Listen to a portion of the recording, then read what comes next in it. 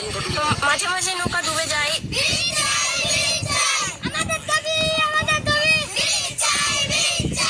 আসসালামু আলাইকুম। আমরা এই মুহূর্তে আছি নাটোরের সিংড়া পৌরসভার নিঙ্গন নতুন পাড়ার যে বার্নাই নদীর ঘাট, সেই ঘাটে আমরা অবস্থান করছি।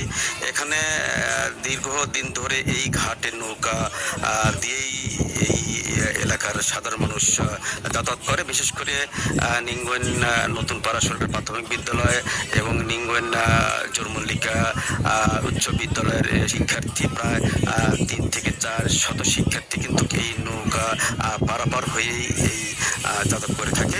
এখানে দীর্ঘদিন ধরে স্থানীয় লোকজন এই ঘাটে একটি ব্রিজের আবেদন করে আসছে। তো আমরা কথা বলবো এখানকার যারা শিক্ষার্থী রয়েছেন, শিক্ষক রয়েছেন এবং স্থানীয় লোকদের সাথে কথা বলবো। এই ঘাটে একটি ব্রিজ নির্মাণ করা হয়।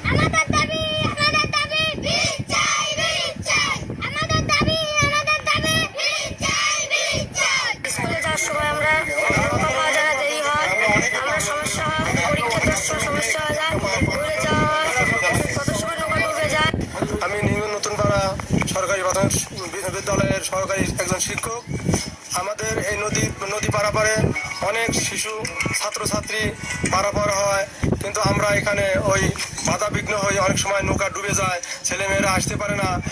4 বছর থেকে 10 বছর পর্যন্ত ছেলেমেয়েরা আমাদের অনেক অসুবিধা হয়ে যায়। তাই আমাদের এখানে একটা ব্রিজ অবশ্যই প্রয়োজন দরকার, কারণ শিক্ষার জন্য। তারপরে আমাদের নিঙ্গন উচ্চ বিদ্যালয়ের কিছু অনেক ছাত্রছাত্রী আছে, তারা উচ্চ বিদ্যালয়ে পারাপার হয়ে যায়, তাদেরও সমস্যা হয়ে যায়। সময় মতো তারা হয়তো স্কুলে যাইতে পারে না, পরীক্ষার সময় মতো যাইতে পারে না। আমাদের এই জন্য অবশ্যই আমাদের একটা ব্রিজের প্রয়োজন।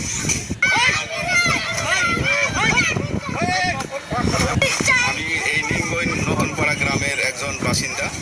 আমার জন্ম এখানেই। আমি জন্মের পরে থেকে আমাদের যে সমস্যাটা, সেই সমস্যা হচ্ছে আমাদের নদী পারাপারের একটা সমস্যা, দীর্ঘদিনের সমস্যা। এই সমস্যায় আমরা দীর্ঘদিন থেকে আমরা অনেক নেতৃবৃন্দের কাছে গেছি, তাদেরকে বলছি, তাদের কাছে আবেদন করছি, অথচ তারা প্রতিশ্রুতি দেয়। ওনারা ওই ভোটের সময় আসলে হ্যাঁ এখানে একটা ব্রিজ তৈরি করে দেবো, এখানে আপনাদের সুযোগ সুবিধা দিব, সহযোগিতা করব, এটা প্রতিশ্রুতি দেয়। আমরা